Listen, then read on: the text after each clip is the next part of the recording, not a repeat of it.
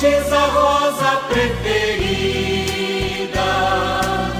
ó Santa Rita de Jesus. Queridos irmãos e irmãs, louvado seja nosso Senhor Jesus Cristo. Hoje nós celebramos a Santa Missa Dominical nesse horário, e o Padre Wagner está em peregrinação a Capadócia.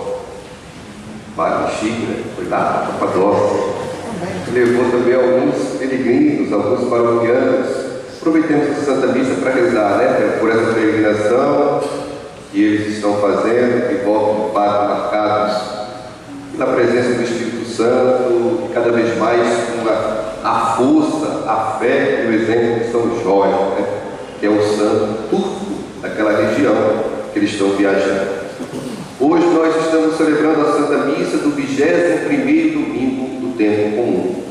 E aqui nós temos a palavra de Deus para a nossa reflexão, belas leituras, que deixam para nós uma reflexão a respeito de um tema importantíssimo. Talvez seja por ele que nós estamos aqui hoje. Alguém saberia dizer? Que tema é esse? A salvação, não é verdade? A salvação que nós buscamos. Esse é o tema central da nossa reflexão nesse domingo, mas não só no domingo, mas durante toda a nossa vida. Uma reflexão que perpassa a história e que é sempre atual, talvez justamente a estratégia do evangelista de hoje. Ele fala que Jesus atravessava cidades e povoados. Depois ele diz que no meio da multidão alguém perguntou: é verdade que são poucos que se salvam? Se a gente prestar atenção, o Evangelho não fala o nome de cidade nem de povoados, e não fala o nome de quem perguntou a Jesus. Ou seja, que significado nós podemos tirar? Cidades e povoados é muito amplo. É muito amplo, tanto para aquela época como para hoje. Ou seja, significa dizer que Jesus atravessou cidades e povoados, significa dizer que ele foi a todos. Entre essa cidade, lógico que geograficamente nós não podemos dizer, porque até não tem como provar historicamente, nem existia o Rio de Janeiro, mas nós estamos ali. Nós estamos dentro do significado que o evangelista queria atingir. Cidades e povoados foram marcados e desejados pelo anúncio de Jesus. E alguém no meio da multidão fez essa pergunta. Já parou para pensar que o alguém pode ser eu, pode ser você? Olha só como o Evangelho deixa para nós reflexões e questionamentos. Esse alguém pode ser um de nós, como naquela época foi. A pergunta é verdade que poucos são os que se salvam? E a palavra de Deus hoje vai respondendo essa pergunta de forma magnífica e aponta para nós alguns traços, algumas pistas para que nós, na prática cotidiana, possamos de fato herdar, ter acesso a esse bem desejado, a esse bem esperado, que é a salvação. Ou seja, só habitará eternamente feliz o céu se formos salvos. Isso é uma condição sine qua non, É uma condição que tem que ser, é necessário, O que a filosofia vai dizer? O que é uma coisa necessária? Uma coisa que não é, mas tem que ser. É diferente do contingente, que não é, pode não ser. O contingente é aquilo que sobra, mas é bom ter. No entanto, o necessário tem que ser.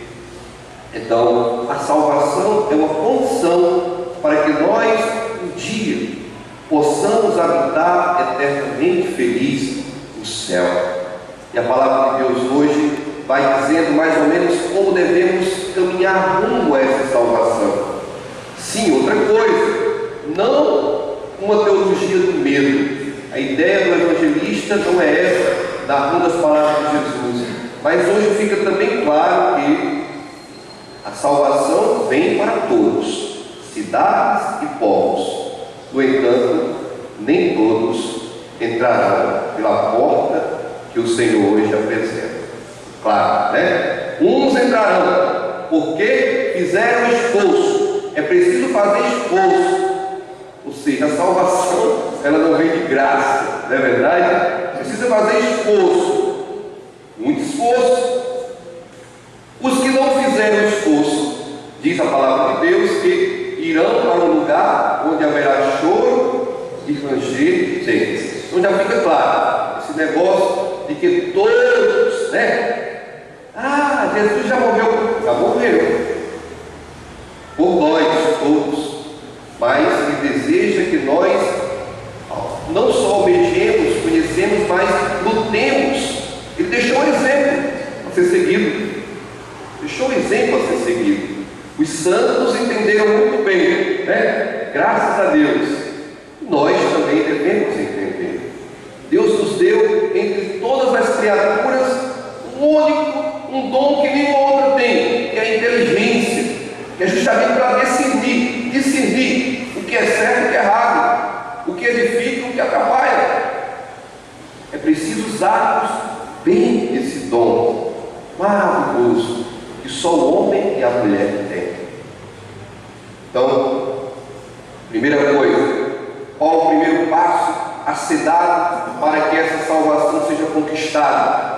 No Evangelho de hoje, não sei se vocês perceberam que aqueles que vão dizer, mas nós comemos e bebemos com o Senhor, estivemos o tempo todo, tão perto, mas não vamos poder entrar por essa porta. Que Jesus diz: afastai-vos de mim, vós todos que praticais a injustiça. De Gênesis ao Apocalipse deixa bem claro que o céu é de justos. É preciso, primeiro passo é a justiça. Primeiro passo para quem deseja ter esse bem tão maravilhoso que é a salvação é a justiça. É ser justo no que faz, é ser justo no que diz. E um princípio muito simples e básico para isso é aquele: não quero para os outros, não quero para mim. Né? Se a gente pensasse assim, não precisaria nem de delegado, de juiz, porque nem lei teria. Por quê? Porque não haveria roubo, não haveria morte, não haveria tanta corrupção, porque eu não mataria porque eu não quero que ninguém me mate. Eu não roubaria o bem de ninguém porque eu não quero que ninguém me roube. Não é verdade? Eu não puxaria o tapete de ninguém porque eu não quero que ninguém puxe o meu tapete. E assim sucessivamente. A justiça é simples, a justiça é desejada, e essa justiça ela tem que ser vivenciada em todos os sentidos, né? No pouco, no simples. Se somos fiéis no pouco, Deus nos confiará muito mais, não é verdade? Então, em todos os sentidos, nós devemos ser justos, né? E isso passa pelo acolhimento, isso elimina automaticamente a discriminação, o preconceito. Então, hoje, além de entender que é necessária a justiça, peçamos a Deus força para vivê-la. Não é? E a primeira leitura e a segunda leitura hoje vão dar também um suporte para que nós vivenciemos essa justiça, dando dois elementos. Vou pegar primeiro a segunda leitura. Que elemento também é necessário para que nós sejamos justos no que nós fazemos e possamos participar dessa salvação que nós desejamos? Simples, chama-se educação. Educação. A palavra diz que a educação pode gerar até sofrimento para alguém, é a correção. O querer a coisa certa pode gerar sofrimento. No entanto, pode gerar frutos de paz e de justiça. Está aí, na segunda leitura hoje, não é verdade? O sofrimento, a correção, a educação pode gerar frutos de paz e de justiça. O que nós aprendemos? Que preciso ser justo para ser salvo. Então, queridos, a educação deve fazer parte da nossa vida cotidiana. Agora mesmo estamos passando por um exemplo disso, não é verdade? Recente. Quem jogar lixo na rua vai ser multado. Se não aprendeu na liberdade, vai aprender na dor, passar pelo bolso. Quando mexe com o bolso, todo mundo sofre, né? Então, é por aí. Não que eu esteja fazendo apologia ao sistema político, não, mas eu acho que deve ser feita alguma coisa. Eu sofri muito, agora eu fiz uma viagem internacional, eu sou capelão da Marinha e nós fizemos uma viagem internacional por vários países.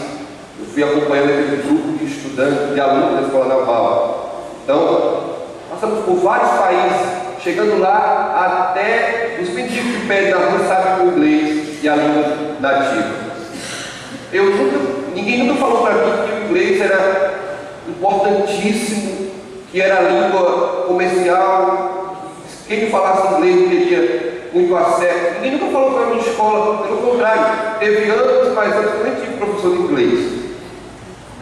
Ou seja, precisa fazer alguma coisa, né? Precisa ser feita. A educação tem que ser prioridade do nosso cotidiano. Isso serve para vocês também, que têm filhos, que têm netos, vai mostrando essa necessidade. Ah, mas o inglês é muito chato. Ah, não quero perder a tarde. Vai. Isso é só um exemplo do inglês. Tem outras coisas que nós conhecemos. Então a educação tem que ter o mais simples, tem que ser vivenciada. E o outro ponto que falava na primeira leitura é justamente a questão da unidade. Se estamos juntos, na alegria e na tristeza, como diz no casamento, né? Da saúde e da doença, é mais fácil, é muito mais fácil de ser realizado o projeto de Deus. Hoje o profeta Isaías denuncia o esfacelamento, a divisão.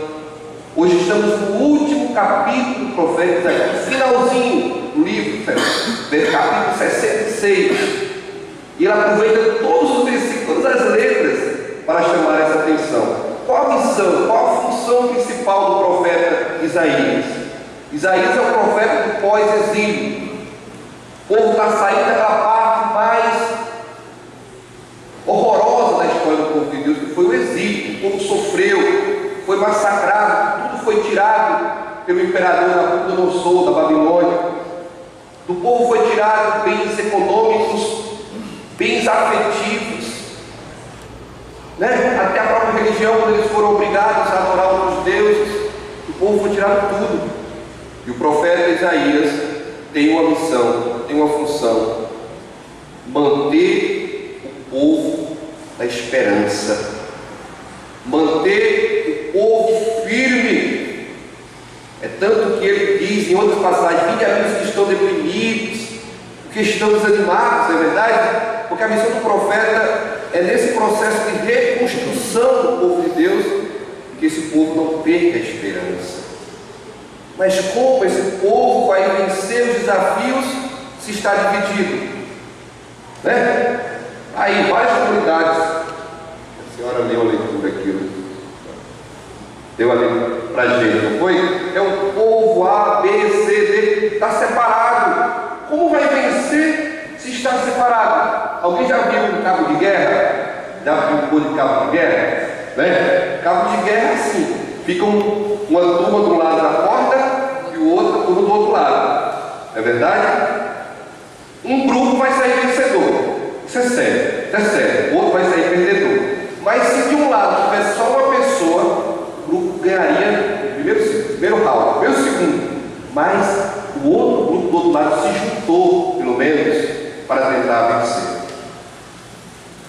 Se estiver separado, um puxando a corda para o canto, outro do outro, vai perder. Então, o profeta diz: se vocês querem de fato vencer, reconstruir, manter, é preciso que vocês estejam unidos. Isso vale para uma reflexão dentro da igreja e fora da igreja. E união deve ser unida com a pastoral da Esperança. O Apostolado da Esperança deve ser unido com o Apostolado da Oração, da Juventude, da Catequese. A igreja é um corpo. A igreja é um corpo. O dedo não pode caminhar sem o olho, nem o olho sem o coração. Por isso que estejamos unidos. O profeta denuncia a desunião. O esfacelamento é preciso que estejamos unidos. E isso eu acho muito bonito da Igreja Católica. Nós percebemos bem isso nessa jornada mundial da juventude. Eram vários idiomas, 170 nações, mas todos falavam a mesma língua. A linguagem do amor, a linguagem da fé. Não víamos divisão. Ao contrário, e aqui uma breve crítica à disseminação de credos que hoje nós temos. Cada um prega uma coisa, cada um anuncia uma coisa, de forma que há uma enorme divisão, como se o corpo do Senhor estivesse dividido, dilacerado. Então hoje, não de forma orgulhosa ou de privilégio, mas agradecemos a Deus porque somos católicos. Católicos significa universal, desde da unidade. Estamos juntos nesse cabo de guerra, vamos vencer com a graça de Deus. Basta sermos, como diz a palavra, educados e justos.